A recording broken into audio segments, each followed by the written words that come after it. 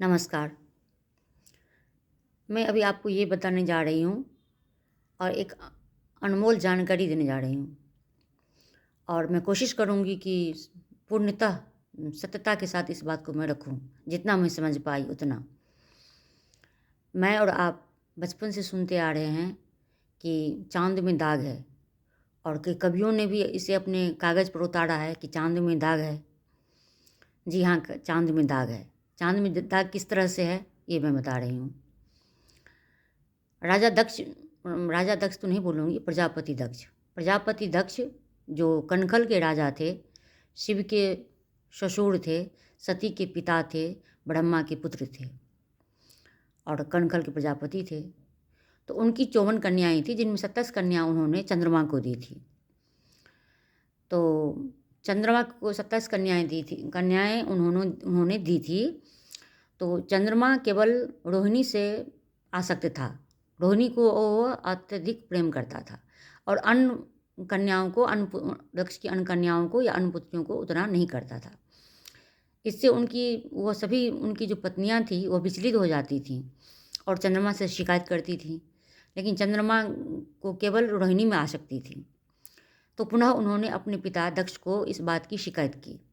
दक्ष ने कहा ठीक है, देखते हैं। चंद्रमा को उन्होंने अपने जमाता को घर बुलाया और उन्हें बिठाकर बड़े अच्छे से समझाया कि देखो चंद्रमा, ये है कि तुम्हारे लिए सभी पत्नियां बराबर है, तुम्हें सबसे बराबर की प्रीति करनी चाहिए, तो इस तरह से तुम्हारा भेदभाव करना उचित नहीं है।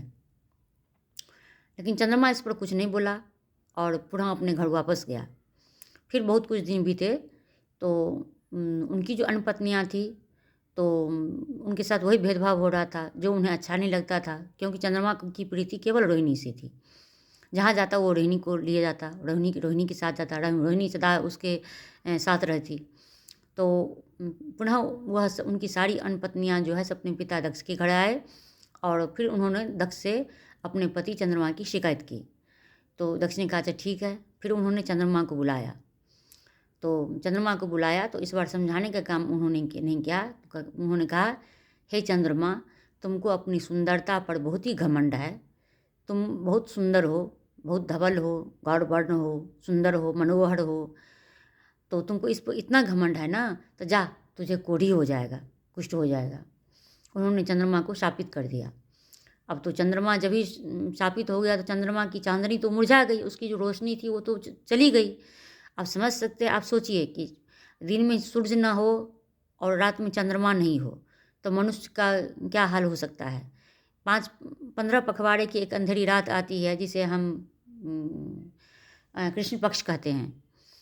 तो हम सोचते हैं कि चलो अब इसके बाद तो फिर दूसरा पक्ष आएगा, तो फिर अभी धीरे धीरे रोशनी बढ़ने लग जाएगी, 15 दिन निकाल लेते हैं, इस तरह से करते हैं।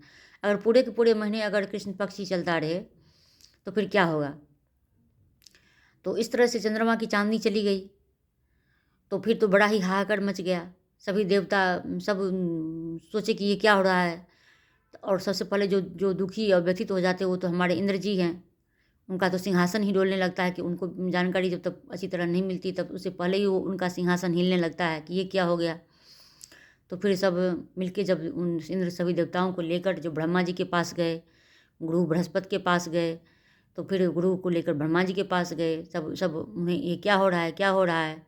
तो फिर पता चला कि दक्ष ने अपने जमाता चंद्रमा को शापित कर दिया है, इसलिए उसकी चांदनी चली गई है, उसकी रोशनी चली गई है, उसका प्रकाश चला गया है। तो फिर तो ऐसे तो फिर संसार तो फिर सृष्टि तो चलेगी नहीं, क्योंकि सब कुछ बराबर बराबर बना हुआ है। कहाँ सूरज की रोशनी चाहिए, कब चाँद की रोशनी चाहिए, कब तारे निकलना चाहिए, सब कहाँ कब कितना वृक्ष होना चाहिए, जल कहाँ होना चाहिए। प्रकृति का एक शाश्वत अपना नियम है, जिस अनुसार से सृष्टि की रचना हुई उसी अनुसार से सब कुछ पृथ्वी पर ब्रह्मा जी के द्वारा सृष्टिकर्ता जो ब्रह्मा जी हैं वो सब कुछ यहाँ पर दिया गया। थलचर, नभचर, जलचर सब कुछ दिया गया। हवा दी गई, पीने के लिए पानी दिया गया, रहने के लिए ज़मीन दिया गया। ये ज़मीन तो फिर समुद्र के नीचे था, जैसे वो बड़ा अवतार बन के ज़मीन को समुद्र से निकाल लाया बाहर। फिर इस पर धीरे धीरे सृष्टि का विकास हुआ, मनुष्यों का प्रादुर्भाव हुआ। ये सब तो फिर अलग अलग विषय है, जिसको मैं किसी दूसरे वीडियो में बताऊंगी। तो अभी चंद्रमा पर आते हैं। तो फिर चंद्रमा जो है इससे पहले गुरुदेव बृहस्पति की पत्नी पर भी आसक्त हुए थे। तो फिर देवताओं ने कहा कि नहीं, चंद्रमा की तो यही चाल चलन है, ये तो गुरु की पत्नी को भी नहीं छोड़ा, तो इसको तो ऐसे ही होना ही था। सब जो उनके भी जो उनके विपरीत जो रखते थे उनसे भाव, वो खुश हो रहे थे कि चलो चंद्रमा इसी लायक था, ऐसे भेदभाव वो क्यों किया, तो ठीक है। अब चंद्रमा क्या करे, चंद्रमा की तो बस सब कुछ हालत बहुत ख़राब थी उसकी। तो फिर उन्हें सुझाव दिया गया, देवताओं ने, ब्रह्मा जी ने, गुरु बृहस्पति ने उन्हें सुझाव दिया कि तुमको तो एक ही आदमी उद्धार कर सकता है, वो है हमारे देवों के देव महादेव। तुम उन्हीं की पूजा अर्चना करो, उनके शरण में चले जाओ, तो फिर तुम्हारा कुछ हो सकता है। चंद्रमा जो है एकांतवास सौराष्ट्र चला गया। सौराष्ट्र तो नहीं बोलेंगे, प्रभास क्षेत्र में आता है, सोमनाथ प्रभास क्षेत्र में आता है। सॉरी, सौराष्ट्र में नहीं आता, वो प्रभास क्षेत्र में आता है सोमनाथ, जहाँ द्वारका भी है वहाँ। तो वहाँ चले गए चंद्रमा, और वहाँ एक शिवलिंग की स्थापना कर ली, और फिर एकांतवास करने लगा। एक जलकुंड का भी निर्माण किया, और उसमें स्नान करके और नित्य जो है सुबह शिवलिंग पर जल अर्पित करने लगा, भाव से ओम नमः शिवाय मंत्र का जप करने लगा और भगवान को प्रसन्न करने लगा।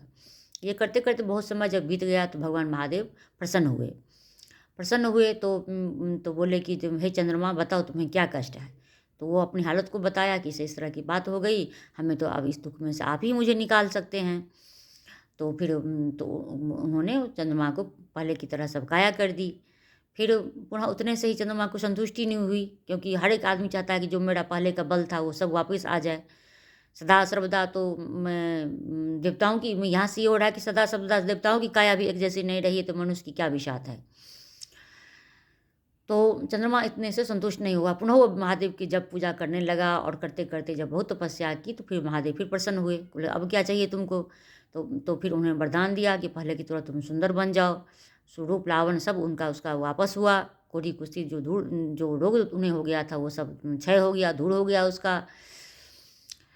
किंतु फिर भगवान ने उन्हें वरदान दिया कि पहले की तरह तो ये नहीं हो सकता कि तुम 30 दिन ऐसे ही सुंदर हो, लेकिन ऐसा होगा कि 15 दिन तुम्हारी जो शक्ति है वो बढ़ेगी, और 15 दिन तुम्हारी शक्ति है जो है वो घट जाएगी। और इसलिए से कृष्ण पक्ष और जो शुक्ल पक्ष बोलते हैं आप, तो इसी तरह से शुक्ल पक्ष और कृष्ण पक्ष की बात यहीं से होती है। तो 15 दिन इसमें चंद्रमा की शक्ति का क्षय होता है, और 15 दिन चंद्रमा की शक्ति जो है बढ़ जाती है। तो ये कृष्ण पक्ष और शुक्ल पक्ष होता है। और उतना ही नहीं, चंद्रमा पर भगवान महादेव इतने, वो तो देवाधिदेव हैं और वरदानी हैं, वो क्या नहीं दे सकते हैं। जब प्रसन्न होने पर आते हैं तो सब कुछ दे देते हैं बाबा। तो बाबा तो बड़े निराले हैं। तो बाबा ने क्या किया, चंद्रमा को प्रसन्न करने के लिए, उसे और खुश देने करने के लिए उसे अपने मस्तक पर धारण कर लिया। इसलिए वो चंद्रशेखर कहलाए। चंद्रमा को ही अपने मस्तक पर धारण कर लिया। चंद्रमा बहुत खुश हुआ, लो अब तो हमें बाबा ने ही धारण कर लिया, महादेव ने अपने चंद्रमा मस्तक पर स्थान दे दिया। और फिर बाबा ने उसे और भी वरदान दिया कि, और उसने कहा कि जो मैं महादेव यहाँ पर मैं आपकी जो पूजा अर्चना कर रहा हूँ ये मेरे नाम से हो। तो वही चंद्रमा के द्वारा जो प्रभास क्षेत्र में जो चंद्रमा ने अपने महादेव शिवलिंग की स्थापना की और उसकी पूजा अर्चना की, तो वही पूजित चंद्रमा के द्वारा वह शिवलिंग सोमनाथ कहलाया। सोम मतलब चंद्रमा। और वहाँ एक और विशेषता है, चंद्रमा जिस कूप में नहा के आता था वो चंद्रकूप के नाम से प्रसिद्ध हुआ। चंद्रमा जिस शिवलिंग की पूजा किया वो सोमनाथ कहलाया। और विशेष और बाबा ने वरदान दी। बाबा ने और क्या वरदान दी चंद्रमा को, कि जो भी कोढ़ी कुश्ती काया से हीन मनुष्य यहाँ आकर लगातार निरंतर 6 महीना तक यहाँ रहकर इस चंद्रकूप में स्नान करेगा, और रोज़ स्नान करके और शिवलिंग पर जल अर्पित करेगा, जलाभिषेक करेगा, लोग पूजन अर्चन करेगा, यहाँ ओम नमः शिवाय का जप करेगा, तो निश्चय ही वह कोढ़ी काया और ये इस तरह की बीमारियों से वह मुक्त हो जाएगा। वह बीमारियों से ही रहित हो जाएगा। कंचन काया उसे पुनः प्राप्त होगी, इसमें कोई दो संशय नहीं है, कोई दो राय नहीं है। तो अब आप समझ गए होंगे कि चंद्रमा में जो ये दाग है ये उनके अपने ससुर दक्ष के द्वारा दिया हुआ वो शाप है, जिससे चंद्रमा का बल उसका रूप का क्षय हो गया। तो यही चंद्रमा में लगे हुए दाग का ये अर्थ हुआ। तो उम्मीद है कि आपको ये कहानी शिव पुराण से ली गई है, मैं ली हूँ और मैंने आपको सुनाने का प्रयास की हूँ। अगर आपको पसंद आता है तो आप मुझे मोटिवेट करें, मेरे चैनल को प्लीज़ सब्सक्राइब कर दें, और आप अपना सुझाव भी दें। और देखने के लिए, सुनने के लिए, मुझे झेलने के लिए धन्यवाद। हर हर महादेव। शिव शिव।